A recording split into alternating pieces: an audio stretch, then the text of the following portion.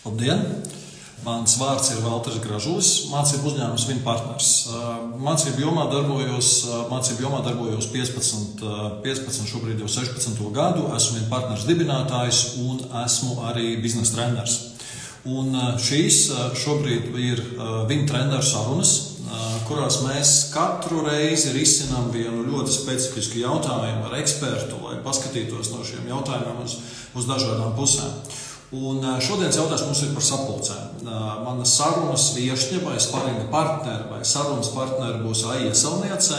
Aija ir zināma savām improvizācijas metodēm, Aija ir zināma arī kā biznesa treneris, un Aija mums noteikti palīdzēs šo jautājumu pašķitināt. Kamēr mēs sagaidām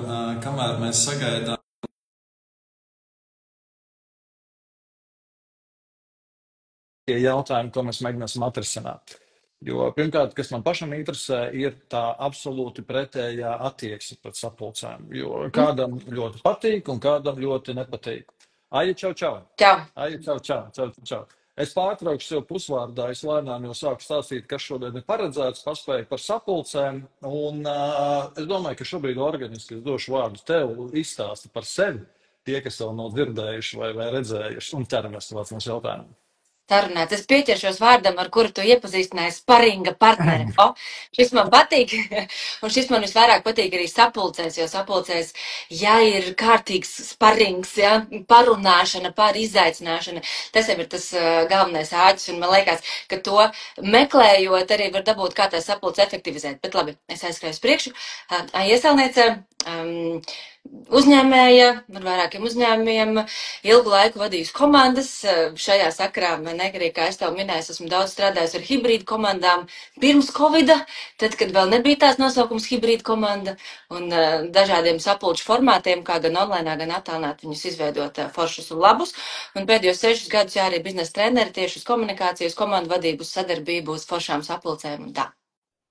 Skan ļoti labi. Zini, kā man vienmēr mūsdienās liksies interesanti, ka šāda veida sarunās vai kurā seminārā, vai kas tas ir tāds ļoti vispār labs ikdienišs vai ikrīta vingrinājums nodefinēt sevi, kas es esmu šobrīd, ja, vai kā es gribētu, lai pasauli man uztver. Man liekas, ka ļoti interesanti. Ai, pirms ķeramies klāt pie jautājumiem, es atgādināšu mūsu klausītājiem vai skatītājiem, tie, kas ir šobrīd Instagram laivā, es aicināšu droši rakstīt mums komentārus vai jautājumus. Mūsu moderators no viņa partneru puses palīdzēs apkopot, un savukārt mēs ar Aiju sarunas karstumā es arī ceru, ka pamanīsim, kāds jautājums nofiksēs. Nu ko, ķeramies klāt. Aija, es no savas puses pirms tādam mazam ievadam, es atļaušos tādu mazu ievadu pirms kādiem tips un triks pāriet tādu, vispār skatījumu uz sapulcēm. Pirmais man ir sagatavots tāds vairākas šautnes. Pirmā lielā ir tāds, kāpēc visbiežāk vai nu patīk, vai nu nepatīk. Ir tie, kam acis miedz un biežāk vadītāji, viņš ir salīdzis un labprāt iet, un citi izdzirdot vārdu sapulces. Viņam jau sākās alerģija. Iedod savu viedokli. Kāpēc? Es vilkšu paralēlis ar publisko runu.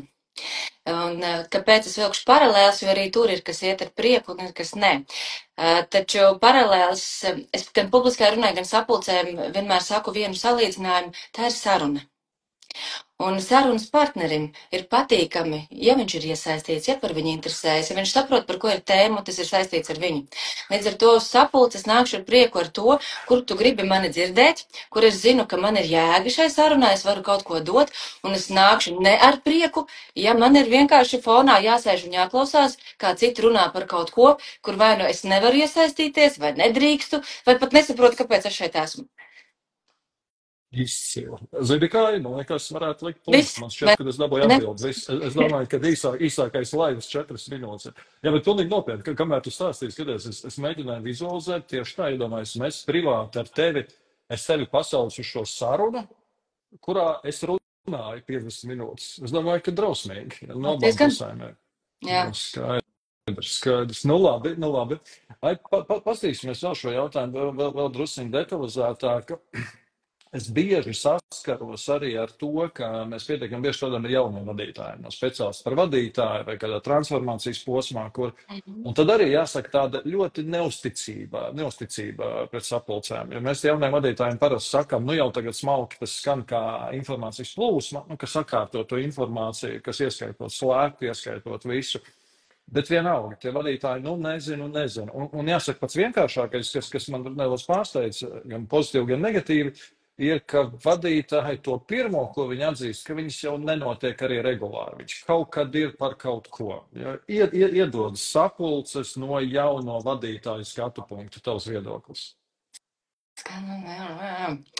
Es atceros sevi kā jauno vadītāju sapulcēm. Vispār es lekšoju tā kā mazs priecīgs stirnēns. Es esmu vadītājs un sapulce, tikai varēšu. Vajag priecīgi gāju. Taču, kur es aprāvos, jo es nevaru pateikt par visiem jauniem vadītājiem, gan jau, ka ir ļoti dažādi, kur man radās izaicinājumi. Ja manā pieredzē es neesmu bijusi tādās sapulcēs, kuras man patīk, kā vada un to iesaistu un vispārējo mērķi, es nezinu, kā to izdarīt. Es to neesmu pieredzējis. Līdz ar to tajā stresā un satraukumā es izdaru tāpat, kā darīja tie, kas man nepatika, ja, tajā sapulcēs. Es pieļauju, ka tur varētu būt tā jaunā vadītāja baža, jo man arī es tad baigu enerģiju gāju, domāju, tikai es vadīšu, tikai visu, un es gan ļaušu viņiem iesaistīties un runāt, un tad viņi iesaistās un runā, un es tagad nesaprotu, kā to visu salikt kopā, un vispār es esmu vadītājs, viņiem mani jāklausa, kāpēc viņi nepiekrīta, kā lai es ar diskusiju tieku galā, jo es neesmu mācīta un radīta, ka sapulcēs drīkst būt diskusija, konflikts, nepiekrišana un kā ar to visu tik galā. Tad, attiecīgi, es runāju, stop, paldies, esmu pateikusi, sapulce ir beigusies, un es aizskrēju vecajās sliedēs. Un varbūt, ka tur kaut kur arī slēpjās tā sāpe. Tas ir labs komentārs. Kamēr tu runā, viens no klausītājiem uzrakstīja komentāru, ka pateikt tās, kurās kaut kas ir jauns, kurās vārds saruna. Es priekš sevis jau esmu paņēmis no tevis šīs vārds saruna, nepateikt tas vecais. Jā. Jo, zini kā, es arī tevis teiktais man norazonēja manu pieredzi, un vienkārši, kad es pirmoreiz kļuvu pārdošanas direktoru, es fiziski tā sapulču telpu atradās ar manu darba telpu un valdes priekšsādātāju. Un tad man bija sajūta, ka es pie vieniem skrēju un teicu, jā, labi. Un tad pie otriem skrēju, lūdzu. Bet es tev pilnīgi piekrītu, ka tā pārmantojamība sarežģīta ir, kā tu vari radīt kaut ko, ja tu neesi piedzīvojis, ja tu neesi redzējis to kā instrumentu, tu neesi diskutējis. Jā, šī, man liekas, ļoti, ļoti, ļoti, ļoti labi atzina. Labi. Vēl par jautājumiem. Nosauksim lietot viņus, kopš Trumpa drīkst, jā, nedrīkst jau kādu laiku tur teikt, bet, vecie buki.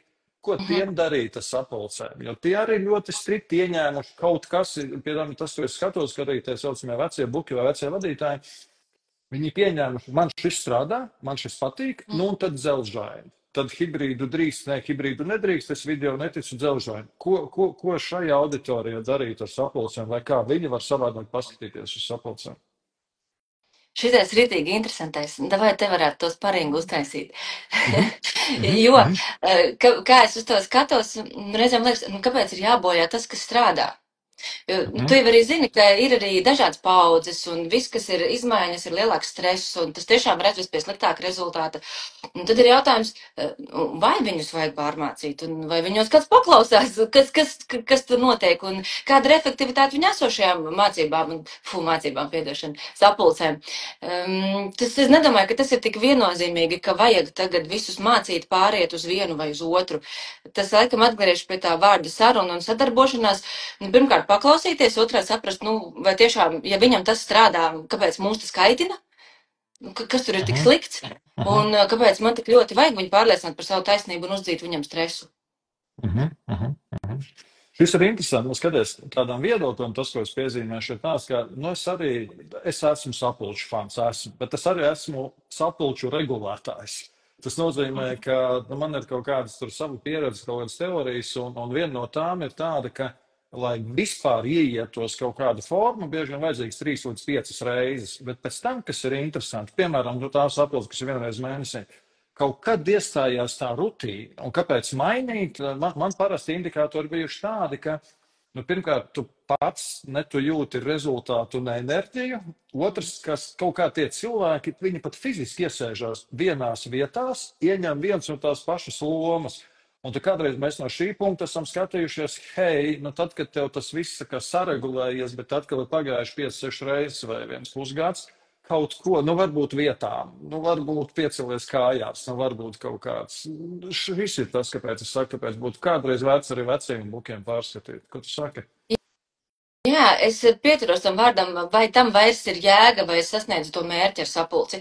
Un vecie buki, ja es tā drīkstu viņus stigmatizēt un ielikt vienā Drīkst, kastē, kopš Trumpa drīkst. ja? Tiešām drīkst. viņiem ir svarīgs rezultāts, mērķa sasniegšana. Ja sapulce nesasniedz mērķis ir izmērāms, es domāju, ka viņi ļoti ies uz dialogu par to, kā to var efektivizēt vai mainīt. Okay. Nu, respektīvi, ka ja šis vadītājs, kam viss ir, es jau diez vai viņu uzrunās, ja kāds, es atļaušos lietot vārdu pačīkstēs, man nepatika vai kāpēc, ja viņam būs pārliecība, tas sniedz rezultātu, vajag struktūrēt, ja viņš ieraudzīs jauno pievienoto vērtību, tad viņš varētu pamainīt. Ja. Precīzi, Nu, un caur tādu cilvēcīgu sarunāšanos, jo ir tā vecā labā taisnība, ko es arī vienmēr komunikācijas mācībās saku, nevienam nepatīk, ja tu centies pierādīt, ka viņam nav taisnība. Un ja es pie viņa aizēju ar zemtekstu, tu esi vecs ūpis un tu visu dari nepareizi, tieši kāpēc viņam būtu jāgrib ar mani sadarboties un mainīt sapulces formātu. Es tev varu vienu šajā vidējā posmā par tiem vecajiem bukiem starp jautājumu. Es tev gribēju pajautāt, es gatavojoties šai sarunai, pārdomājot galvā, kur es atceros vienu tādu piemēru. Viņam ir bārdi jau tam, piemēram, 10 gadi, un tāda kā man, jā, apmēram 10 gadi. Un toreiz vēl nebija visi šie digitālie rīki, kas ir mentimetrs, kas ir visādi balsošanas rīki. Un tur man bija viens igauņu vadītājs, kurš toreiz izmantoja post-it lapiņas. Viņš bija apsēsts ar rezultātivitāti, un viņš pēc katras sapulces nolika apkārt post-it lapiņas, un cilvēkiem vajadzēja tur salikt 2-3 ciparus. 2-3 ciparus, kur pirmais bija, man liekas, enerģija, otrs bija uzzināja informāciju, trešais pieņemt lēmumu. Viņš sāk ar 6, viņš aizbakstījās, Latvijas sakot, līdz tam 8. Un tas, ko es tev gribēju pateikt, mums šodien atnāca atmiņā šis vecais piemērs, vai tev ir prātā, kas tad ir tie mērījumi, vai kā saprast, ir labas sapulces, nav labas sapulces no tavas pieredzes? Kolosāls jautājums, šo vajadzētu uzdot jebkuram, kurš ir sapulcēs. Man sasaucās asociācija ar vienu komandu, kuri tieši ar šādu tekstu pie manis atnāca pāris gadus atpakaļ. Mums vajag uzlabot sapulču efektivitāti. Un mans loģiskais pretjautājums ir, kas liecina, ka tagad viņas nav. Kā jūs to mērat? Un es ar jūs pastrādāšu, kā jūs zināsiet, ka pirms un pēc ir bijis rezultāts. Nu, nav tā, ka tu vienkārši atnāc, izmet naudu un tagad es sapulces jau uzlabojam. Un kas ir tas, kas vispār traucē viņa efektivitātei, kā viņi to redz? Un tā komanda patiešām īsti nevarēja to atbildēt. Un es pat teiktu, ka mums nevajadzēja mācības, mēs aizgājām līdz mācībām, taču lielākais darbs bija padarīts tad, kad mēs pirms mācībām ar viņiem apsēdāmies un likām kopā, kā tad vispār var mērīt sapulču efektivitāti. Un tās lietas, kuras mēs skatījāmies, ir, piemēram, par vienu tēmu, kamēr viņi ir atrisināti no A līdz Z, cik daudz sapulces ir vajadzīgs. Vienam kodam jautājumam, 1, 2, 5. Efektīvāk būtu kas? Mums tagad ir 5, gribam 3. Forši, šitā mēs mēram. Otrs veids, kā vai visi tie, kas piedalījās, viņi reāli runāja, iesaistījās, viņiem bija kaut kāda pievienotā vērtība. Gan viņu pašu izvērtējumā, gan arī no tā, kā veidojās sapulce. Tad tāds reāli izmēramas lietas. Vai mēs sākam un beidzam laikā? Vai mēs vienmēr kavējam 5 minūtes? Vai mēs vienmēr esam 5 minūtes pāri? Ļoti maziņas lietas. Un tad jau, kad tām mazajām vienkāršajām lietām pievēršās, tur ir iespējams ieraudzīt dziļāk to sakni, kāpēc šitā notiek. Īstenībā viņu pagarina tas, ka tur ir pusi cilvēku, kam nav jābūt, un viņi ieliek cita projekta tēmas iekšā, un mēs tāpēc aizmaldamies. Jā, vēl bija mērījums, vai mēs sasniedzam sapulces mērķi un runājam tikai par to tēmu, vai mēs kaut ko citu runājam. Un reāli ir cilvēciņš, kas pirmajā sapulcē sēž un fiksē pa tēmu, ne pa tēmu, pa tēmu, ne pa tēmu. Un tu fiziski ieraugi, ka no 40 minūšu sapulces 20 minūtes jūs runājat par kaut ko citu. Kur ir atbilde efektivitātei. Nu, tādi tie mērījumi. Tas ir interesanti. Es vēl būtu 2 piemērus no savas puses šeit varu pievienot, jo viens, bet arī tas bija tāds ļoti mērķiecīgais vadītājs, kas gāja. Viņš bija noteicis, kā pieņemto lēmumu skaits. Viņš to mērīja kā savas komandas ātrumu. Viņš bija kaut kur paskatījies statistiski, tur vienā noteiktā sapulcē, un teica, viņi nofiksēja viens 10 jautājumus, kurā ir atbildīgais progress. Nu, ir skaidrība, tas ir tas mūsu ātrums. Ja mēs tur bakstamies ar 4, tad nav 11, visticamāk, ne šeit, jā, tā kā tas arī bija tas. Un otrs ir, es jau varu no savas pieredzes arī, ka sapulces mācot, arī man iepatīkās tas viens princips, ka tur vajadzētu būt par 20% pagātne un 80% ir nākotne. Tas, ko tu teici, saruna, kā mēs darām, ko mēs darām. Bet tur arī bija tīri viena tehniska problēma. Tā kā mēs ar vadītājiem šo diskutējām, ka, lai to realizētu, tev tas laiks ir jāsagatavojas sapulcei. Jo, ja es vienkārši aizēju, skatos ciparu, sāku reflektēt, tad jau neizbēgam. Jā, tā jau neizbēgam. Labi, trešā prizma, un te es vēlreiz aicināšu mūsu šodienas skatītājus, klausītājus rakstīt, var rakstīt arī nesmukas lietas, vai rakstīt arī ārprāts, kā tā drīkst. Iedod man lūdzu savu viedokli no tā dalībnieka, jo labi, tu esi vadītājs, jauns ar enerģiju tu vari salikt, vecs buks, tu sev uzdosi jautājumu, vai vajag, bet tu esi dalībnieks. Un bieži vien tieši no dalībniekiem saka, kāpēc man tur jābūt. Nav laika strādāt, visu laiku jābūt sapulcēs. Kāpēc man jābūt 50 minūtes, ja man pajautāja 10 minūtes. Iedod savu skatu punktu. Sapulces no dalībnieku viedokļa, kur viņš ļoti daudz ko nevar ietekmēt. Ielika un ielika. Jā, tur atpakaļ pie tās sarunas. Tad vai cienam savu sarunas partneri? Man reizēm rodās sajūta, ka veidojot sapulces, ieslēdzās tāds kaut kāds milzīgs ego, ka katram cilvēkam viņa tā doma ir, piedod man būvaldi pie loga, Viņam sapulce, viņa īstenībā, jā, varētu nākt iekšā. Tad, kad tiek veidota sapulce, ieslēdzās tāds mans ego, ka mana sapulce ir vissvarīgākā, mana tēma ir svarīgākā, kas ir normāli, ja mans prāts uz to ir nofokusējies. Un tajā brīdī es aizmirstu, ka citiem cilvēkiem ir vēl visādi citādi darbi un visādi citādi svarīgas lietas, un ka tā ir viena no. Un tā cieņa būtu, pirmkārt, jā, vai šiem cilvēkiem tur ir jābūt. Un es viņiem pavaicāju, vai viņi tur var un viņiem ir laiks tur būt. Brīnišķīgi man ir, es priecātos kā dalībnieks, ja cienītu manu kalendāru, un jūs redzat, ka man nav 5 minūtes laika aiziet pēc ūdens vai stolets, tas ir absurds, ja, kas notiek mūsdienās, man ir šausmīgi skumji par to, un man ir milzīgs prieks redzēt komandas, kuras sāk apzināt tās 45-50 minūtes taisīt un apļās stundas. Un noslēdzošā lieta, tas, kas bija virsraksts, ja šeit, vai šis varēja būt ēpasts, tas, es domāju, ka nāk tieši no dalībnieku, jo tas, kurš vada sapulci, viņš nekad nedomās, ka tas varēja būt ēpasts. Jo tas ir man svarīgi, tā ir mana tēma. Tā nevar, mums ir jāsanāk kopā, un dalībniekam viņi izstāsta pilnīgi savādāk. Tas āķa jautājums būtu, lai abas puses apmierinātas, ja vilks paēdz kaza dzīve, kā es varu izvērtēt, kā sapulces vadītājs, ka tas varēja būt ēpasts. Jo man liksies subjektīvi kaut kas daudz svarīgāk, kāpēc vajag satikties. Man varbūt grūti izvērēt, un kas tās ir par metrikām. Šis ir interesants. Tad viss problēmas no bērnības, ja? Ego bērnība, un man tik svarīgs mans jautājums, ja, kad tur mēs paliekam.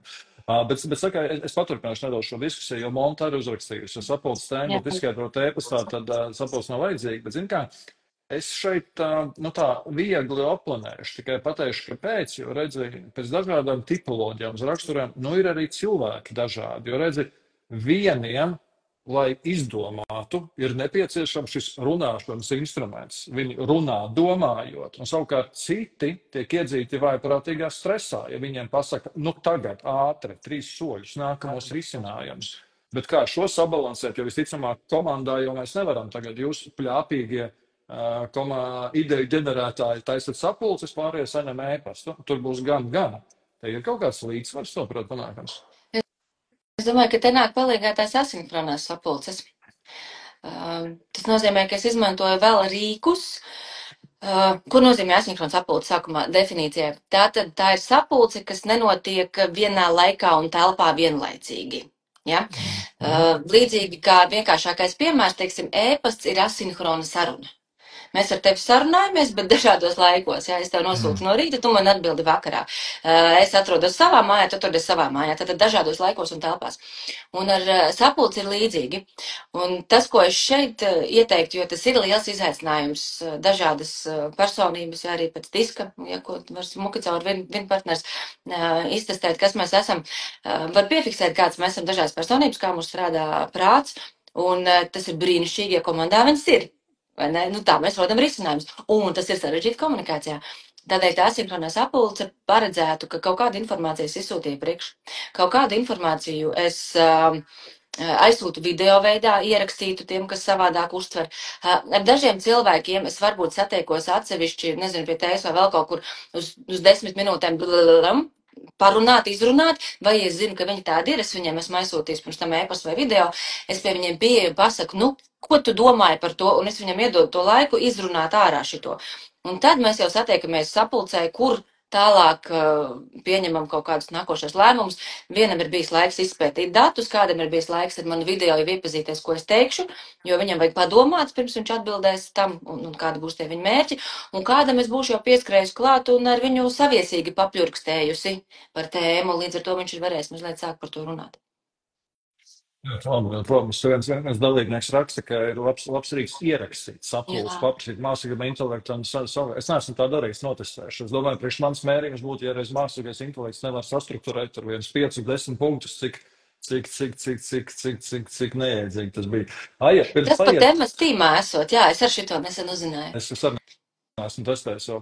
Pirms paiet dziļāk asinhronā sapulce, kas ir ļoti interesanti, jo es arī tādā terminā noteikti neesmu domājis. Es gribēju pajautāt, vēl pabeigt to jautājumu no dalībnieka viedokļa. Drīkst sēdēt un nākt teikt, kāpēc man šeit jābūt? Drīkst apsēsties sapulcē dusmīgam, attaisīt datoram, teikt, es te negribu būt, man deg e-pasta. Tā gan nē. Drīkst pārjautāt, kāpēc mums bija jāsanāk, ja tu man neuzrakstīji iepriekš par to un to. Respektīvi, no tāda dalībnieku viedokļa, mēs varam kaut kā palīdzēt, protams, ka drīkst, nedrīkst, tas tāds pēdiņās liekams, jā. Bet kas ir tās uzvedības, kas ir tie veidi, kā mēs tam dalībniekam varētu palīdzēt? Tās sapulces ietekmēt vai padarīt viņas krāsaināks vai dzīvāks? Jā. Tik daudz ir apakšā lietas, vai ne? Tā vienmēr es domāju, kādēļ nē? Kādēļ es nevaru pateikt nē sapulcēji vai pavaicāt, kāda ir tā tēma, kāpēc tas pieaicināts, ko no manis sagaida, jo tas ir absolūti cilvēcīgi.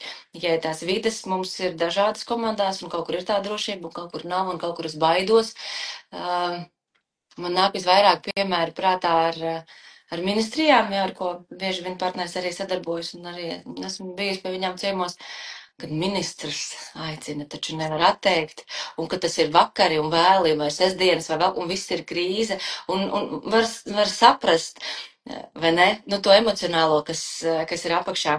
Taču, ejot atpakaļ, mans teikums un ieteikums, kā uz to skatīties, vienmēr ir, ka tas, kam tu piekrīti, to tu normalizē. Tas, par ko tu nerunā, to tu normalizē.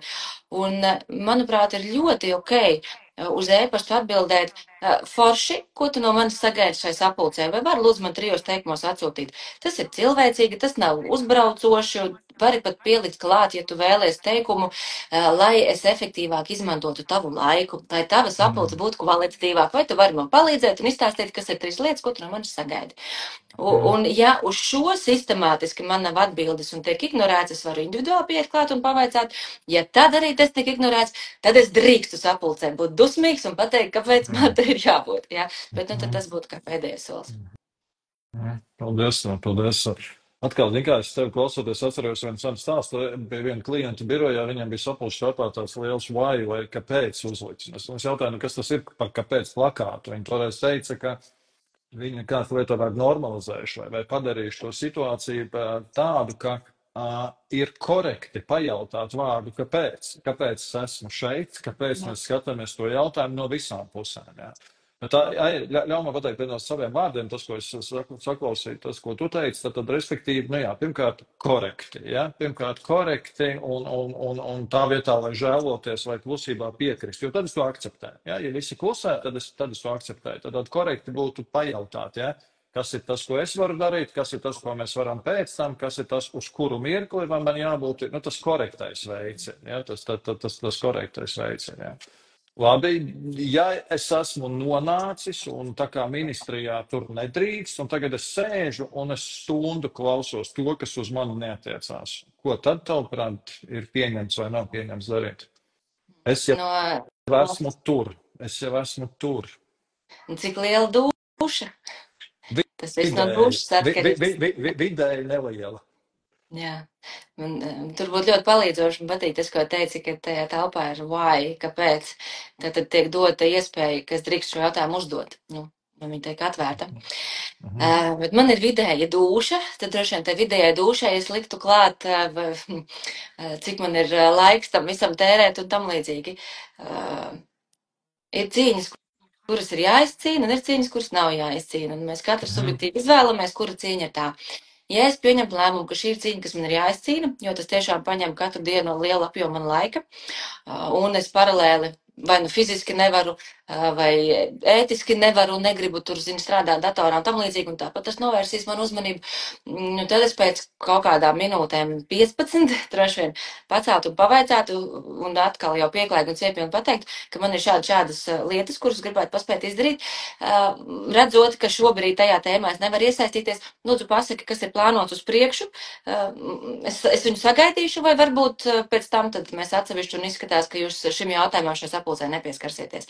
Tad dūša būtu uzrunāt. Ja tā nav mana cīņa, tad ieelpa izelpa, neko, ja paralēli darbojos, bet tas man neliekas forša lieta, tas tā nav cieņpilni, un pēc tam pienāk klāt un pateikt. Kā Klau, es redzēju, ka šajā sapulcē nebija vajadzīga man iesaiste, es baigi priecātos, ja mēs varam novienoties par nākamajām reizēm. Kā tad mēs to darām? Paldies. Ko mums šai sarunai mums vijās cauri vārds saruna, vai ne? Jā. Mēs varētu sapulci saistāt nevis sapulci, bet saruna par, un otrs arī man ir jāveido tā saruna, sakot, kas tad patīk vai nepatīk. Jā, kas tad patīk vai nepatīk. Labi. Man ļoti interesanti likās tā asinhronā sapulce, ko tu pieminēji. Vai tu varētu iedot vēl piemērus? Tātad pirmkārt, vai uz šo formu, ka mēs veidojam šo sarunu dažādi. Tas ir vairāk vadītājs skatu punkts vai dalībnieks skatu punkts, tas ir viens. Un otrs uzreiz es pievienošu otru jautājumu. Vai tev ir kādi piemēri vai metodoloģi, vai kādas rekomendācijas attiecīgi, tas attiecās uz kaut kādu regulāru sapulci, nezinu, kas ir pirmdien 10 par projekta statusu, vai tas vairāk attiecās uz tādiem projektiem, kas mums jāsanāk ik pa reizē, lai atrisinātu kādu jautājumu. Jā. Iedod nedaudz savu pieredzi un detaļas. Tagad tā vienkārši izstāstīt, jo viņām ir drusku līdzīgi, kā ar kaut kādām tēmām mācībās, kad ir biznesa improvizācijas, es labāk iedošu piedzīvot, jo stāstot. Tātad uz tā pirmo jautājumu atbildot gan regulārās, gan projekta. Es iedošu sākumā tādus ļoti brutāli vienkāršus piemērus, un caur šiem arī to, ka var atrast, ka šī sapulce varēja būt ēpasts, sākot izmantot asinhronu sapulci. Piemēram, ja man ir regulārās 1-pret-1 sarunas ar manu darbinieku, kuras ir neobligāti par mērķu sasniegšanu, bet varbūt tomēr arī par to, kā viņam iet un kā viņš jūtās, ja, un kopumā kāda ir kultūra un kas viņam palīdz un traucē darboties, es viņam pirms tam varu aizsūtīt vai nu vienkārši e-pastu ar jautājumiem, hei, kas ir tas, ko tu gribi apspriest šajā sapulcē, vai kaut kādu, es nezinu, tur aizpildāmo anketu, kas man iedod informāciju un rezultātu. Līdz ar to tā sapulce, kad mēs satiksimies, mums jau ir skaidrs pie tēmas. Es ietaupu kaut kādu laiku viņai. Un mēs esam iesākuši sarunu iepriekš. Turklāt abi esam aizgājuši ar diezgan precīzām gaidām, ko no viņas iegūt. Tas ir tāds ļoti vienkārši. Vai sapulce komandai, mums taču ir visiem diezgan daudz, mēs tikai to neuzskatām vēl par asinhronu sapulci, bet mums ir diezgan daudz kaut kāda online rīka, kuros mēs atzīmējam darbs izdarīts, neizdarīts, šī tik tālu, esmu iesprūdis ar to un tam līdzīgi. Tā ir daļa no asinhronu sapulces. Jo teorētiski, tā, ka mēs satiekamies, mēs jau varam sakāt, ka manam projektam ir šitā un tur ir šitā. Tas nav vajadzīgs. Tātad, ja mums ir ik nedēļas tikšanās par mūsu projektu statusiem, tātad projektu statusi jau ir šeit, kaut kādā programmā, viņš varbūt sapulces vadītājs atjaunināt, atgādina, izsūta, uzmetam aci, un lūdzu atsūtat, par kuriem jūs gribētu, teiksim, runāt sapulcē, kas ir tās lietas, kur mums vajadzētu palīdzēt. Un turklāt no šī es varu redzēt, ka, es skatos, ka Andrim ar viņu projektu viss ir kārtībā, un pārējiem ir jautājumi, kas neiet, kas nav saistībā ar Andri. Tātad es Andrim vēlreiz pasaku, klausies, izskatās, ka šeit tā kā ne, fine, un viņš nenāk uz sapulci, nāk pārējie, un mēs runājam jau par konkrētām lietām. Tas ir viens veids. Padarot viņu vēl sarežģītāku, tad viss tas lēmumu pieņemšanas posms arī ir asinhrons. Tad kaut kādā brīdī mēs satiekamies, taču pirms tam ir ēpasts, ir kaut kādas formas, kuras mēs pildam, ir brīnišķīgs rīks lūma, man nenormāli patīk. To es parasti saku tiem vadītājiem, kuri ir izveidojuši sapulces, kā vienkārši nolasīt savu prezentāciju. Brīnišķīga lūmā tu vari nolasīt video savu prezentāciju, parādīt savu PDF, iziet viņam cauri, aizsūtīt linku, visi viņi apskatās laikā, kad viņiem ir ērti. Un tad mēs satiekamies pēc 2 dienām vai nākamdēļ sapulcē, kur viņi uzdod jautājumus, komentē, diskutē un tam līdzīgi. Un tā arī ir asihrons sapulce, jo es esmu ietaupījusi viņu laiku, un viņi sev ērtā laikā ir noskatījušies to manu obligāto prezentācijas materiālu. Un tātad kombinācijas starp dažādiem veidiem, kā komunicēt par to, ko vajag atrisināt sapulcē, tā ir asinhrona sapulce. Un tad, kad es strādāju, jau labu laiku atpakaļ uzņēmumā, kas ir 16 dažādas valstis, tas patiesībā bija vienīgais veids, kā vadīt jēdzīgas sapulces, jo mēs arī fiziski bijām dažādās laika zonās. Mums tur Meksika, Grūzija, Norvēģija, Zviedrija, tas ir pilnīgi dažādas laika zonas. Un jā, es ierakstu vienu video ar PDF, kur šitais ir pirmās 10 minūtes no sapulces, tad jūs viņu izlasiet sev vērtā laikā, mēs satiekamies pēc 2 dienām, es aizsūtu jautājumus, kas man interesē, viņi atķeksē, kas viņiem bija neskaidrs, piemēram, kaut kādā ailē, un mēs jau runājam par lietu. Un reizēm šo darot, atrisinās jau daudz jautājumu, un pat sapulci nevajag. Un vajag varbūt kaut kādu 1-2 starpā. Un tā. Es priekš sevis lieliem burtiem pierakstīju vārdu pieredzi. Ja, pieredzi. Ja mēs uzdod šo jautājumu, sevišķi tas, kurš vada sapulci, vai arī tas, kas var ar vadītāju parunāties, kas ir pieredzi. Ja? Uzdot, nosūtīt video, uzdot jautājumus, saskaņot, kas tev ir svarīgi, tas mainīt to fokusu. Pat ja tas būtu tas pats laiks mainīt fokusu. Man arī nāca prātā viens piemērs, kur vienā uzņēmumā bija ļoti sastrukturēti mērķi, viņi ievieš OKRs. Un tad viņam bija tie OKR atskaits, un tad viņi nonāca vienā punktā, kur viņi teica, ka nodaļas savstarpēji sāk bremzēt izpildi, jo viņi salikuši mērķi, kas izpildītu no otra. Bet būtības tagad, kā iedomājas, ja viņi būtu aizsūtījuši pirms, tad tā saruna būtu nevis par projektu statusu. Tā saruna būtu, ko izdarot, mēs varam to caurlaidību uzlabot, vai ne? Jo, piemēram, tas, ko tu teici, 20% pagātne, 80% nākotne. Īstenībā tie 20% ir tie, kurus var nest uz asinhrono vidi pat ļoti. Un tad mēs satiekamies, un mums ir tikai tā nākotnes daļa jau verbāli. Labi.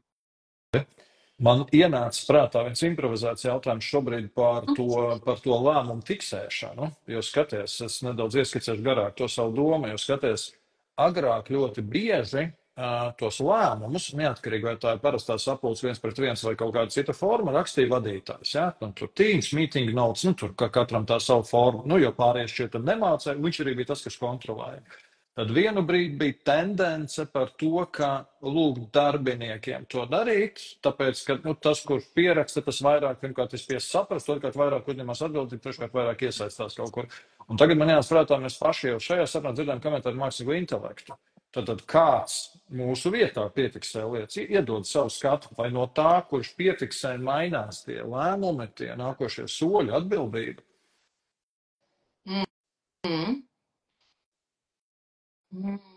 Kā uz to skatās, vai ne? Rakstīšana, kognitīvs process, tā tad saglabājas atmiņā, kam tas piekritis, kam nē, un nepalaižu garām kaut ko. Jo reizēm ir tā, ka es ar vienu runāju, 2 tur runā vēl kaut ko, vēl kāds ar mani, un es varu nepiefiksēt informāciju. Tātad, ja es viņu pierakstu pa punktiem, es viņu atceros un zināšu. Ja to pieraksta kāds cits, viņš var pierakstīt kaut ko, kas man nelikās svarīgi, vai ko es nedzirdēju, vai palaidu garām. Vienalga, vai tas ir cits cilvēks vai mākslīgais intelekts. Tad te būtu tas āķis, ka pirms to paņemt kā galīgo fināla versiju, es viņu pārlasu un pastos, ka tu šito piefiksēji. Kur tad tu šito esi piefiksējis, ka es neko tādu nedzirdēju? Tas pat varētu būt interesanti, jo iespējams, ka tas mākslīgais intelekts sadzird, ko es tiešām nesadzirdu. Un tas arī var iedot papildus informāciju. Jā, un ar pārraudzību. Tā droši vien būtu mans skatījums. Ko mēs cenšamies izdarīt ar mākslīgo intelektu, vai ne? Mēs viņam prasām, bet gribam, bet ar pāraudzību. Jā, bet ar pāraudzību. Labi. Aju, tu jau daļai pieskāries ar savu iepriekšējo pieredzi hibrīdu sapulcēm. Hibrīdu sapulcēm man jāsaka tā, ka vislielākās grūtības, vismaz tiem klientiem vai mācību dalībniekiem, ka mēs saskaramies, ir tāds, tiešām tās hibrīdi, kur kāds ir klātienē, kāds ir datorā, kāds ir tavu tīmu, tad kāds, un pie tam tas, ko es redzēju, ļoti dažādas kultūras. Citi tad sanāk tik ļoti, es atļaušos lietot vārdu, auklējās ar šiem attālinātiem kolēģiem, ka mēs pazaudējām vai cieņu pret klātesošiem. Citi dara otrādāk, nofokusējās uz tiem klātesošiem, tos noignorē, jūs vēl šeit esat kaut kur, bet arī nevienu neapvainojot, es esmu secinājis, ka tā dinamika diezgan izmainās, un īsti kādreiz tas ir risks ne šur, ne tur ir liels, iedod savu viedokli, vai tur ir kāds labs risinājums. Ja patiešām objektīvi, un pie tam dažkārt objektīvi, dažkārt neobjektīvi, dažkārt objektīvi ir tās dažādās valsts laika zonas. Jā. Es sākšu ar vienu joku no dzīves, ko es atceros. Tātad pirms bija vēl beigie roboti un mākslīgais intelekts, mani pārbiedēja robots. Mums bija sapulce, kurā bija, ja es nemaldos, mēs bijām Latvijā lielākā daļa uz vietas, un tad attālināti bija pievienojušies no Spānijas un no Bulgārijas. Un kaut kādā karstumā mēs nedzirdējām vairāk tos online savā starpā. Un mums tajā brīdī ofisā eksperimentāli bija tādi braukājoši robotiņi, planšetes uz ritiņiem. Un viens no tiem spāņiem bija pieslēdzies uz to planšeti un brutāli iebrauca mūsu sapulču telpā, ka jūs mani nedzirdat. Šausmīgs sabījums. Jā, tas man tāds par hibrīda sapulcēm.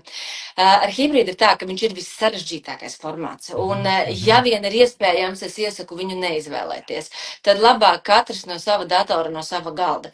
Daudzu iemeslu dēļ. Ja tomēr ir hibrīds, tad hibrīda etiķete nosaka, un arī tas, kā viņu plāno, mēs viņu plānojam un darbojamies tā, it kā mēs būtu online. Tātad mans primārais fokus ir uz online. Un arī par pārējiem es attiecos tā, it kā viņi būtu online. Tātad viņi nevar vienkārši sākt runāt, ir arī mute, unmute kultūra un viss šis te pārējais. Es mēģinu viņus arī sasēdināt tā, lai ir ekrāns un apli, un tad mēs tur visi esam kaut kā kopā ap to galdu un viens otru redzam. Visa informācija dalās uz ekrāna šērošana, arī klātesošiem jau grib tikai caur to. Tātad tas īstenībā prasa ļoti daudz enerģijas un spēka, jo cilvēkiem esot klātienē, tas liekas absurds, es taču varu šādi. Viņam aizmirstās, jā, viņi iekarst. Taču arī viņiem ir jārēģē tā, kā viņi būtu online, un ja ir pauzes, tad ir tā iekšējā kultūra, kuru ievieš un ļoti apzināti izmanto, nekāda runāšana par tēmu pauzēs vispār nē. Līdzīgi tāpat kā, ja mums ir ārvalstu kolēģis, tad pat, ja mēs esam lielākā daļa latvieši, mēs visi runājam angliski, arī pauzēs, arī vēl kaut kur, vienkārši kā āmen baznīcā, ja? Un tad tas būtu kā tāds likums, kas jāievēro. Tātad 2 likumi, attiecamies pret visiem, kā viņi būtu online, fokus ir tā, kā tas būtu online, arī gatavojos es viņam šādā veidā, un pauzēs nekādu runāšanu pa tēmu.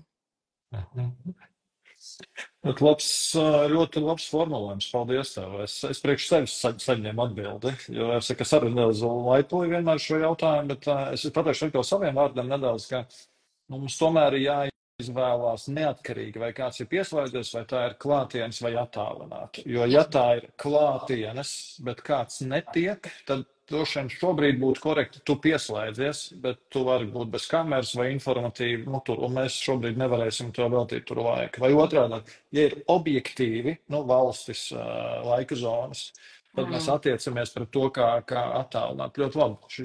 Šis ir ļoti labi, jā. Man vēl jautājumu sarakstā, tur diezgan daudz par sapulču veidiem, bet mēs vēl esam pie lieliem jautājumiem. Zini, kas vēl pie lieliem jautājumiem? Par interesantumu, par enerģiju. Es tāds atļaušu jūs uzdot vairākus vienkārši atvērts jautājumus. Vai ir jābūt tur enerģijai, vai cilvēkiem ir jāsmaid, vai ir normāli tas, ka mēs tur esam tās galvas nodūruši, vai ir jābūt interesanti? Vai galā var būt garlaicīgi un kādreiz kaunpilni, ka es neesmu kaut ko izdarījis, jā? Vai te ir kaut kāds tavs priekšstats vai viedoklis? Es tagad runāšu tā kā psihologs. Visām emocijām ir vieta, un tad mums ir jāsaprot, no kurienes viņas nāk, jo viņas dod kaut kādu informāciju, ja. Piemēram, ja tas ir piekdienas vakars 4 un visi sapulcē ir nodūruši galviņu, tas ir absolūti normāli, ja cilvēki vienkārši noguruši. Un tad varbūt nav jāgataisīt piekdienas vakarā 4 sapulci, jo prāts vairs nestrādā. Tā kā visam ir jēga, visam ir vieta būt. Pagriežot to jautājumu uz otru pusi, no enerģijas, tātad fiziskās enerģijas dalībnieku un arī emocijas un emocionālā stāvokļa ir tieši atkarīgs sapulces efektivitāte, tātad cik ātri es viņu beigšu vai sasniegšu mērķus, kādas lēmumus mēs pieņemsim. Tādēļ, jā, ir vērts saprast, kad mēs to darām, vai viņi ir iepauzējuši un kā es varu veidot sapulci interaktīvu vai iesaistošu, jo viņai pēc noklusiem tāda ir jābūt, nevis 20 minūtes monologu. Nu, ko tā tad vajag, lai būtu interesanti, vai ne? Jo to arī, bet būtības, to enerģiju vajag, lai risinātu jautājumus, lai būtu iesaisti. Ja visi būs garlaicīgi, lai visi būs pamesti, tad šis tomēr ir tāda pakārtot vēl mērķim, struktūrai, sarunai, ja tomēr arī tas enerģijas paužu jautājums ir. Ja. Ja mēs pieņemam, ja mēs pieņemam, ka es tos cilvēks esmu sapulces uzaicinājis, jo man no viņam kaut ko vajag, man vajag, lai viņi par šo domā, man vajag, lai viņi tajā ir ieinteresēti, lai viņi nes kādus risinājumus un dod savu viedokli. Tad no tā, kā darbojas cilvēku prāts un domāšanas process, viņam ir jādod stimuls kaut kāds. Viņam vajag saprast, kur tad es šito varu ielikt, kāpēc, kā es varu būt iesaistoši. Viņam ir jāpamodina kaut kāda emocija. Jo es esmu vienaldzīga par šo tēmu, tad būs tā, kā tu teici, ja labākie jautājumi. Vai jums ir jautājumi? Nē, nav. Vai kas neskaidrs? Nē, viss skaidrs. Un tas vienkārši stāsts par vienaldzību. Ja es nebūšu vienaldzīga, tad man būs enerģija un es strīdēšos, un to var dabūt fiziski, un viss kaut kā to var dabūt gatavu, un tas ir labi. Paldies. Jums paralēli mēs uzprasījāmies uz jautājumu, teikt, kā reiz kāds labs jautājums, vai tu redzi un vai tu varētu nokomentēt lūdzu šo jautājumu? Kāda etiķete valodām rakstiskajiem materiāliem, ar ko dalās sapulcēs, katrs savā, vai tomēr būtu korekti vienoties par vienu, piemēram, angļu? Tādā, lai visi var izlasīt, protams, jā. Tad novienojoties visi, kas būs saistīti ar šo informāciju, lai var izlasīt un saprast. Un es droši vien teiktu ne tikai angļu valodu, bet arī terminus un izteicienus. Jo, piemēram, ja es esmu projektu vadītājs un es atkal atgriezīšos pie savas iepriekšējās pieredzes. Mēs, teiksim, varam jaunu valsti vaļā. Ko nozīmē varam? Jaunu valsti, mēs varam biznesu jaunā valstī, meitas uzņēmumu. Un tad šajā projektā ir gan klienta apkalpošanas, gan parādu piedziņas, gan finanšu, gan cilvēku, visādi departamenti. Un ja tur ir tas sapulces apkopojums, kurā ir izmantoti vārdi, kurus specifiski zina tikai finanšu departaments vai kaut kas, es viņu lasot, nerunājot par to, ka es jūtos kā muļķe, ja, tātad manas emocijas pazeminās, es arī varu nesavilkt, tad kāds tam sakars ar manu klientu apkalpošanas departamentu un kā tas ietekmē.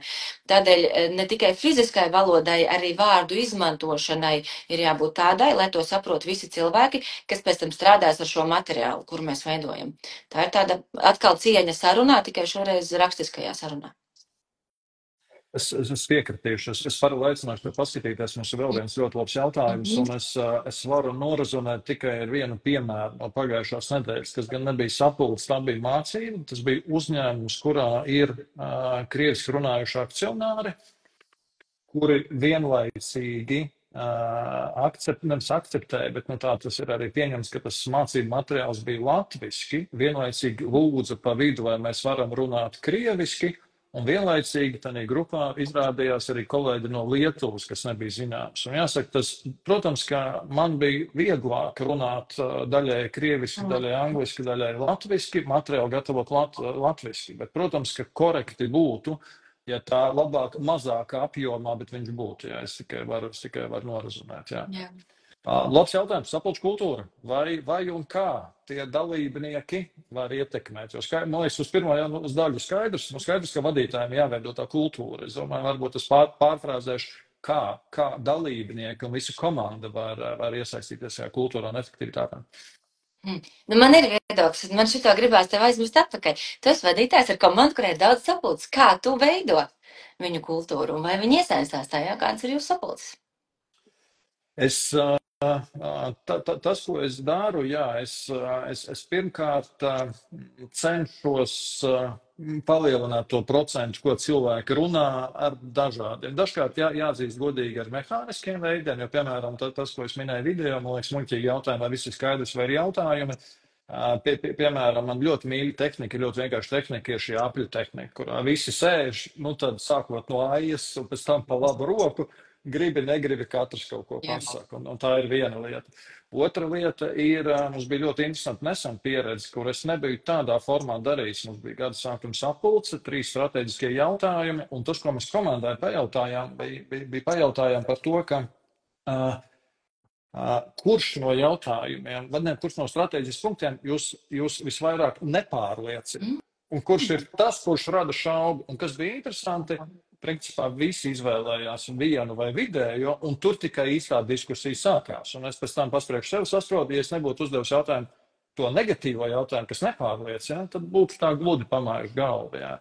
Un trešais, es mēģinu pamainīt šo gan šo runāšanas, gan šo secību tā, lai būtu tā pievienotā vērtība, lai būtu kaut kāda interese. Jā. Un vienlaicīgi es apzinos, ka es runāju par daudz, cilvēki iesaistās pamaz, un šis ir atvērts jautājums, kur es turu prātā. Jā, tas ir tas mans skata punkts. Jā. Jā, svarīgi zināt, vai ne, arī sevi, kā mēs darbojamies. Es arī daudz runātājs, kad niebi savas laiku rokā, kurš. Jā, atbildot uz jautājumiem, kas ir šeit, kur tu jau ieguvi, jā, labo praksi, Amana, kā tas notiek, ja kāds māk labo praksi, tad Valters viņu māk. Mani 5 centi tam visam klāt būtu, jā, kultūru veido vadītājs un viņu arī skaidro, un šeit būtu gan labāk, gan sliktāk, gan tas, ka viņš nospauž robežas, un es tagad būšu baigi nejaukā. Es joprojām esmu pārsteigta par to, ka kādam liekas normāli, ka sapulcē var neieslēgt kameru. Es vienkārši nesaprotu to. Un stāsts nav par webināriem, stāsts ir, mums ir 5 cilvēku komanda un 3 neieslēdz kameru. Un ar vadītāju es domāju nevis komandas vadītājs obligāti, bet sapulces vadītājs. Viņš ir tas, kurš nosaka noteikumus un caur šiem noteikumiem arī veido kultūru. Jā, tas var būt gan komandas, gan sapulces vadītājs. Un vai komanda ir ar savu viedokli un efektivitāti jāiesaista? Jā, ja jau īpaši tavs mērķis uzlabot efektivitāti, tad uztaisam sapulci par sapulcēm, ja tādu ritīgo revīziju, kuru es ieteiktu kā asinhrono. Vispirms aizsūti, ko jūs domājat par patreizējām ierosinājumus, vēl kaut ko, un tad satiekamies uz brainstorm sesiju un paklausamies, ko viņi redz un kā viņi mērīt efektivitāti un visu šo te informāciju saliekam. Un tas ir brīnišķīgi, jo, ja tu iesaistīsi komandu, viņi arī redzēs tavu interesētību, mainīt tajā, un kā Valters teica, no dalībnieku puses, kā tas būtu, jo tā ir saruna. Vai ne? Sapulce ir saruna, ja es iesaistu savu sarunas partneri, kā tev ir vieglāk vai ērtāk, kādi visādi interesanti rīki, pamēģinam, un tad jūs vienu mēnesi testējat vienu sapulču veidu, otru mēnesi otru veidu, pēc pusgada satiekaties un parunājat, kā bija un kurš vislabāk no visiem strādā. Jo kur tur var kādreiz iekrist, pamēģinājām, nē, mums šitās nestrādā, ejam atpakaļ. Paspēlēties drusku ilgāk, jo jebkura teorija, kā būtu jāvada sapulci, jums tāpat ir katram ir unikāla komanda, un viņi būs jāpielāgo jūsu personībām, cilvēkiem, tāpēc paspēlēties vienu mēnesi ar vienu, otru ar otru, salīdziniet, pētat un atradīsiet, jā.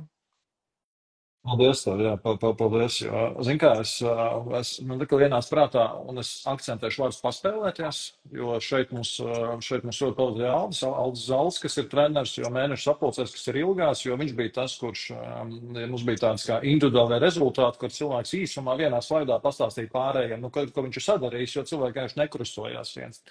Aldam bija tāds ļoti vienkārši ierosinājums, viņš izdrukāja šo vienu slaidu uz A4, salīmēju pirms tam daļai asinhrono sapulci jau tādā telpā.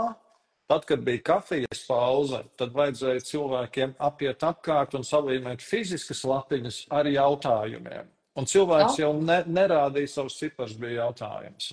Vai otrs Aldi interesants ierosinājums bija par balsošanas lapiņām, kur mums bija tā zinām KPI, un tad tur bija diskusija labi vai slikti, ko darīt vai nedarīt, un tad savukārt bija šis luksofors, kur, ja patika, tad bija, vai manuprāt, labs rezultāts, zaļš, ja manuprāt, nesasniegts, bet es daudz darīju, arī zaļš, un tādējādi, un tas arveido to interaktivitāti, jā. Jā, un viņš arī to drošību drusku iedod, jo nevienmēr es jūtos droši uzdot to jautājumu un komentēt par šo, un īstenībā atver telpu tam, ka tas var būt, un plus tie pirmie jautājumi viņam ir anonīmi. Tad es patiešām pasaku, ko es domāju. Forši, ļoti labi domādam. Labi, komentāros es rakstu, saprotu, ka ne visi piekrīt tai kamerai, ja es pareizi ātrumā rakstu, ja es pareizi pārmā izlasu, jā.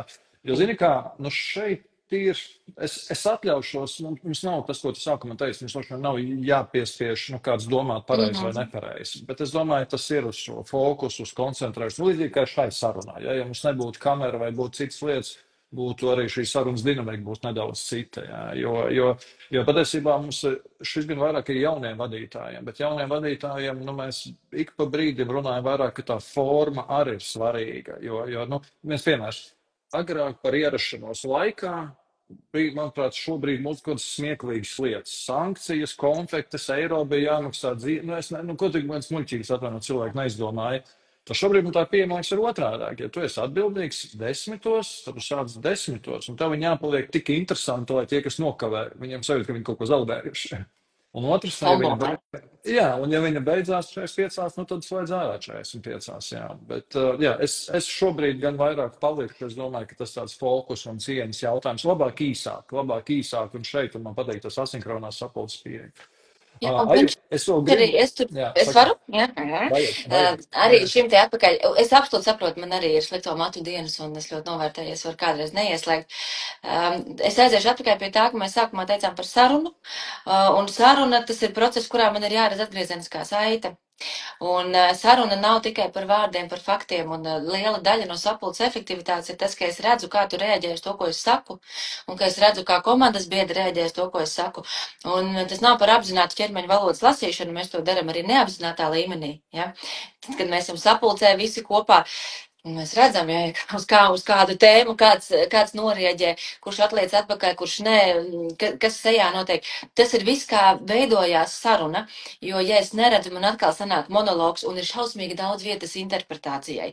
Tā neverbālā valoda un tie knifi visai komandai, ka viņi redz viens otru, un arī tam, kurš par to tēmu runā, kas otrā pusē norezonē, viņi ir ārkārtīgi svarīgi, lai es ātrāk, precīzāk varu izstāstīt, lai es varu saprast, kur kaut kas aiziet šķērsām, un patiesībā saīsinātu sapulču skaitu, kuros mēs tiekamies. Pavisam noteikti. Aju, mums ir orientējušo 10 minūtes sarunai, un tas, ko es tev gribētu vēl pajautāt, atsevišķām dažādu sapulču formām, iespējams, mums ir kādas ātras idejas vai atbildes, jo skaties, viena ļoti bieža sapulce ir, un man interesē, vai tur ir kāds labāks risinājums, jo skaties, ļoti bieža sapulce pirmdienas rīti. Atkarīgi, vai tā ir ražošana, vai tā ir pārdošana, vai tas ir klienta servis, kurā es ļoti labi saprotu abas puses, jo vadītājs grib pārliecināties, ka visi ir pamodušies, saķermējušies, vadītājam šķiet, ka viņš dara labu darbu.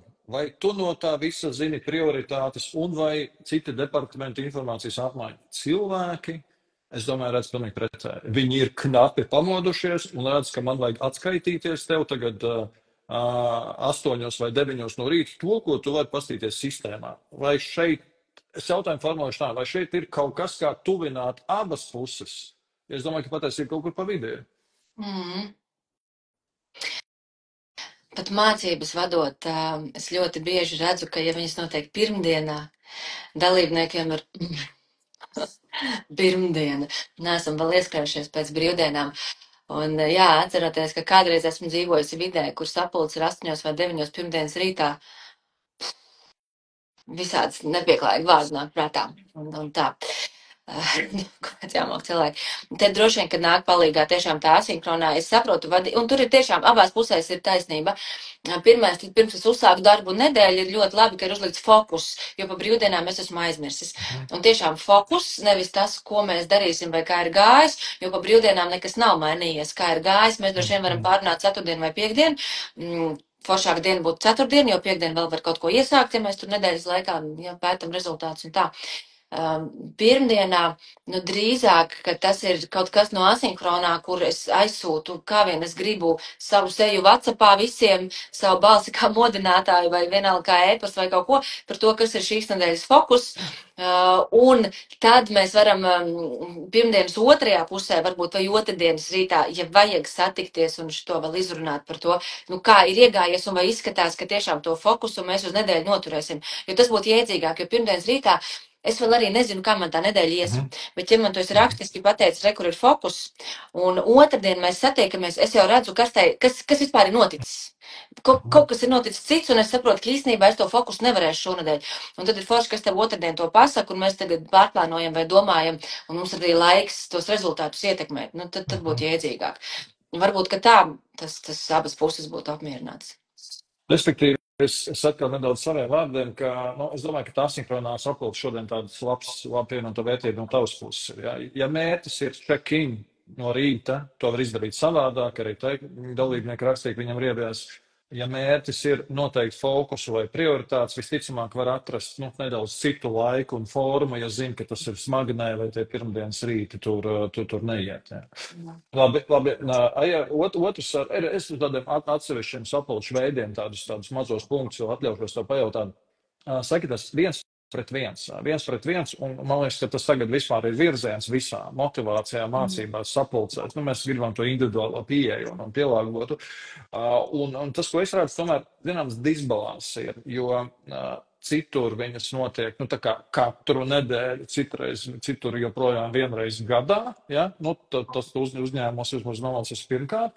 Un otrkārt, tev taisnība, ka es saprotu, ka vadītāji ne līdz galam nevar atrast to balansu par to, ko tu teici, kad par biznesu un kad kā tev iet, jo teorētiski vajadzētu par abiem. Vai tev ir kaut kāds labs ieteikums, kā sabalansēt to, kas reālā dzīvē es redzu, ka reti, kad sabalansējās? Jo vieni vairāk iet zaķīt, katīt, kā es tev varu palīdzēt, un otru atkal tik, kas noteikti tiem cipariem nākošais solis. Iedod sabalansēt gan par tevi, gan par cilvēku, gan par biznesu un cipariem. Pāris idejas un arī iemesli nāk prātā. Pirmo iedošu ideju, jo viņi man mazliet arī ar iepriekšējo asociējas, ir tāds izaicinājums, ko es kādreiz saku vadītājiem, lai pamēģina brīvprātīgās sapulces. Uz iepriekšējo atsaucoties, ir, kuriem vajag pirmdienas rītā, taisi brīvprātīgi var pievienoties, var nepievienoties, jā, un tad ar viņiem mēs runājam. Un tad pārnesot uz viens pret viens sapulcēm, tad ir atsevišķi jābūt, kuras ir par uzdevumiem un kuras ir par emocijām. Kāpēc? Tāpēc, ka darbā ir grūti runāt. Sapulce, kā tev iet, tas ir par emocijām. Un šausmīgi grūti, un tu man saki, kā tev varbūt ir kā vīrietim, jo runā, ka arī tur ir vēl sarežģītāk, un vēl vīrietis darbā, kā tu jūties un čubināties. Un loģiski, ka mēs no tā bēgam prom un mēs pāriem pie praktiskā. Jūtos labi. Labi, tad kā tev iet ar šitiem mērķiem, jā? Nē. Mērķiem mums ir viens, un mēs mācam viens otram, ka šeit mēs runājam par to, kā lai es tev esmu labs vadītājs, un kā lai tu jūties labi komandā, un mums tā sadarbība ir forša. Un tas varbūt kādreiz par komunikāciju, kādreiz par e-pastiem, ko mēs rakstam, kādreiz kā tev ar kolēģiem iet un tā. Un es vienmēr arī tevi novienošos, ka tām sapulcēm būs citi noteikumi, viņi būs konfidenciāla vide, ja tu man neļausi, es nenesīšu to uz āru, jo sapulcēs par mērķiem, es to nesīšu arī citur, kā ietu, kur ir rezultāti, kas mūs ietekmē. Sapulcēs, par ko tu jūties, tikai tad, ja tu man teiksi, ka ir jānes ārā. Līdz ar to tu vari man arī sūdzēties un visu, un es to nekad neteikšu, un citās sapulcēs viņas nepacelšu. Tad atdalot, es jau jūtos drošāk, ka viņas šādas ir, pie viņām ir jāpierod, un kāpēc tas brīvprātības princips, un tas varbūt arī to balansu ienesīs, viņa vienmēr būs ielikta, reiz 2 nedēļās vai kaut kas tāds. Un es kā vadītājs viņu nekad neatcelšu. Mans darbinieks vienmēr zinās, ka tas ir mans laiks viņam. Viņš viņu drīkst atcelt. Vispār nē, visbaigi labi, man vajag fokusēties uz to. Un es saku, ļoti labi, fokusējies. Pēc 2 nedēļām jau mums ir atkal šitais laiks, un tad satiekamies. Ja viņš man 3 reizes pēc kārtas atsaka, tad gan es saku, Klaus, satiekamies, kā mēs varam šo izdarīt, jo man ir svarīgi arī par mūsu attiecībām, par mūsu darba attiecībām runāt, lai tu jūties droši un lai tev ir vieglāk strādāt. Tas ir jāiemāc un jāiemācās, un tad man patiešām ir pretjautājums tev, kā tu ar to tiec galā un kā tev ir, un kā tu to balansu izveido? Kad par tēmu, kad Es neizveidoju. Man nav tāda balansa, jo man tev ir taisnība, kaut kur tā vīriešu loma un tā strukturētība ir sarežģīta. Es pat teiktu, dubultā sarežģīta ir strukturētā formālā vidē atslābināties, runāt par emocijām kaut kur, jo es vairāk tādā vēlamības izteiksmē, tas, ko tu minēji, jā, ka, atkal mācībās citreiz piemin tādu, vismaz to proporciju 3:1 vai 3 reizes par biznesu, 1 reizi par tevi. Man ļoti patika tā ideja, tev tas, ko tu teici, jā, paeksperimentēt ar brīvprātīgi, radot to vidi. Jo man liekas, tas ir tas būtiskais, jo tas, starp citu, izpaliek arī tiem vadītājiem, kas varbūt ir emocionāli, bet arī tās ne sistēmiski viņiem grūti pielikt, ir par to, ka es zinu, ka man ir tās laiks. Es varu viņu neizmantot, bet es zinu, ka pēc 2 nedēļām, kaut vai vienreiz kvartālā, bet man ir tavs laiks, kurā es varu legāli atnākt, esmu noguris. Piedod, man viss šobrīd ir šādi. Vai otrādāk, zini, kas ir, man liekas, tu netur ej, ne šobrīd. Un tas, man liekas, jā, ja caur to mēs varam radīt to vidi, vismaz kaut kādā laika nogriezienā, es darītu to, jā, es paeksperimentētu tieši ar tavu ieteikumu. Un tu ļoti labi teici par vidi, es tevi papildināšu. Pat tiešām tas var būt grūti sapūst telpā. Pavasaris sakās, ejiet pastaigā, ejiet uz kafijas telpu. Īstenībā neformālās sarunas pie kafijas, ja tur nav apkārt neviens cits, viņas arī skaitās. Ja, vidi drīkst veidot. Man tur ir viens brutāls piemērs par arī vienu vadītāju, bet tam droši vien mums vairāk nav laika. Bet cik ļoti tiešām tā vide ietekmē. Paldies. Beidzamais no sapulču veidiem, protams, ka tur vēl ļoti dažādi ir. Zini, kā par tiem saucamajiem, no anglicismu nāk šis brainstorms, citreiz viņi sauc par projektu sapulcēm, daudz ir ieskicējuši, jo redzi, arī man tāda divējāda sajūta, jo kur ir tas balans, minēšu to piemēru, redzi, kādreiz cilvēki sanāk, saka, forši sanākam kopā, padiskutējam, pat ir kaut kādi fiziski soļi, un saka, labi, ieliekam pēc 2 nedēļām statusu, kā mums gāja kaut kur. Un tas, ko es sevis esmu redzējis, ka kurā mirklī tā padiskutēts, un tas saucamais brainstorms vai kopīga diskusija, tad ieliekam status, un jau kaut kādā 2., 3. jau puse nesaprot, kāpēc viņi tur ir atnākuši, un tad kas tur ir jādara, un tad no tā labā sākuma patiesībā viņš nonivelējās jau uz leju. Vai tev ir kaut kāda šeit laba skatījuma ieteikuma? Man ļoti patīk elementārākā lēmuma pieņemšanas tehnika. Man šķiet ļoti populārs 6 domāšanas cepures. Es viņu liktu arī šim pa virsu kā sapulcēm. Tātad pirmā lieta, kas obligāti ir jāatcerās, ir jāzina, kas ir tas lēmums, ko mēs gribam pieņemt, kāds ir mērķis. Jo tad, kad aizies brainstorms, mēs aiziesim viskaut kur un mēs drīkstam iet viskaut kur. Un tās domāšanas cepures vēl palīdzēs iziet cauri dažādiem fokusiem, skatu punktiem, kā uz to skatīties. Un savukārt tad, kad pirms davai paskatāmies statusu, ir tā saucamā zilā cepure, kas visu savēl kopā, par ko mēs esam runājuši, un to kopā savilka, to pārdefinē par atbildi jautājumam vai mērķim, kas bija sākumā. Tad ir mērķis, mēs plūstam, un tad no tā izplūstā ir jādabū atbildi. Un ja es to atbildi tieši uz to mērķi dabūju, tad no viņas jau ir skaidri uzdevumi, ir vēlreiz atgādinājums skaidrs, kāpēc mēs to darījām, un tad tas follow-ups, kā mums tur gāja, viņš pēc tam ir jēdzīgs. Cilvēka prāts aizmirst tajā brainstorm procesā, par kur mēs vispār sākām. Un viņam arī vajag aizmirst. Tas viss pareizi. Tāpēc tam sapulces vadītājiem skaidri definēts mērķis sākumā un skaidri definēts iznākums pēc tā brainstorma. Paldies. Nu jā, un tas noteikti izpaliek tādā pirmajā reizē, kad visi aizmirst, par ko tas bija un aizraujās. Un pēc tam paši nedaudz pārmet, kāpēc mums atkal jāsēž sapulcē par statusu, jo ir aizmirsties tas sākums. Jā, es domāju, ka ļoti precīzi atbildēju. Nu, ko, Ejo, es šo sarunu lēnām mēģināšu apaļot. Mēs no vienas puses, domāju, ka mēs varētu viņu turpināt, no otras puses tā stunda ir paskrējusi. Es jautāšu tev noslēgumā, kas ir tas, ko tu paņēmi no šīs sarunas, vai kas ir tas, ko es tev nepajautāju. Un es atļaušos šobrīd iesākt, kamēr tu apdomā, es atļaušos iesākt pirmais, jā, jo man ļoti vērtīgi bija vārds saruna. Es domāju, ka kalendārā jāsāk saukt nevis sapulce, bet saruna par, kas atgādina tev visu laiku šīm abām pusēm. Jā, paldies tev par šo terminu. Man ļoti vērtīgi bija vārds asinhronās sapulce, un es viņu sakombinētu ar vārdu pirms. Kas ir tas, ko tu tiešām vari izdarīt pirms, ko tu vari izdarīt citādā veidā. Jā?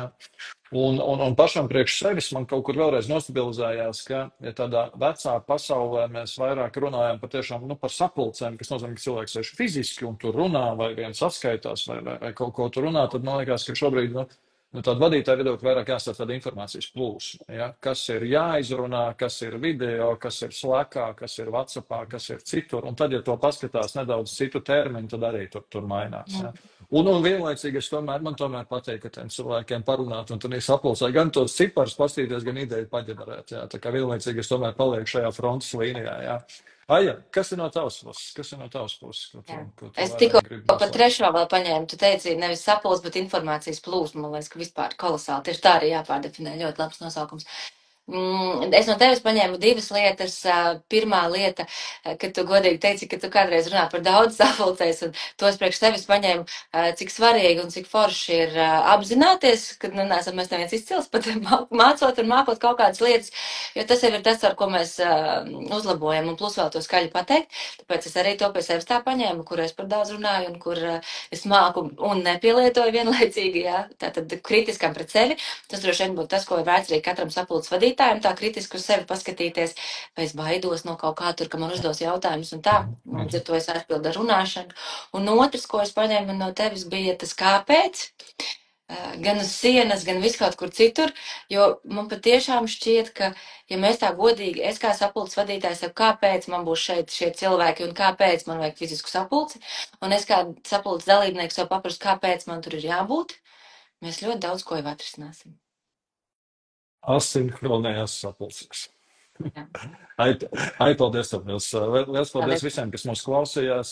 Baiba, paldies par labo komentāru. Un Aiga, paldies par tavu laiku un par tavām zināšanām. Tā kā, jā, es noteikti ceru, ka no šīs sarunas, mēs ieguvām, tad es noteikti ceru, ka vēl kāda mums pievienotā vērtība. Paldies un uz tikšanos fiziskā un virtuālajā dzīvē. Ja? Čau, čau. Atā.